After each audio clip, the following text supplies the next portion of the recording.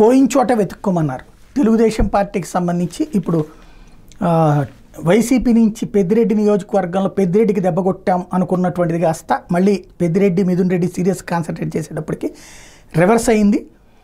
తాజాగా ఇటీవల టీడీపీ నేతల బెదిరింపులు ఒత్తిళ్లకు తలొగ్గి ఆ పార్టీలో చేరిన చిత్తూరు జిల్లా పొంగనూరు మున్సిపల్ చైర్మన్ అలీం బాషా పలువురు కౌన్సిలర్లు తిరిగి సోమవారం పెద్దిరెడ్డి మిథున్ రెడ్డి సమక్షంలో వైఎస్ఆర్సీపీలో చేరిపోయారు.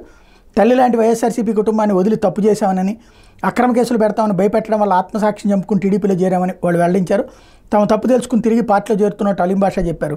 మాజీ మంత్రి ఎమ్మెల్యే పెద్దిరెడ్డి కుటుంబంతోనే ఉంటామని వక్ఫ్ బోర్డు మాజీ చైర్మన్ అమ్ము స్పష్టం చేశారు.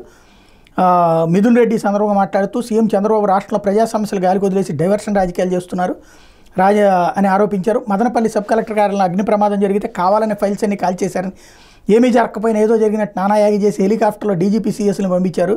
కానీ ఇప్పుడు అంతకన్నా ముఖ్యంగా వరదల్లో ప్రజలు చిక్కుని విలువలాడుతుంటే హెలికాప్టర్ పంపి వాళ్ళని ఎందుకు రక్షించడం లేదంటూ చంద్రబాబును ప్రశ్నించారు. అట్లా గొడ్డవల్లేరు ఘటనలో ఆడబిడ్డల తరపున నిలబడాల్సిన ప్రభుత్వం నిందితులు కాపాడేందుకు ప్రయత్నిస్తుండడం మీద మండిపడ్డారన్నట్టు వార్తని హైలైట్ చేశారు.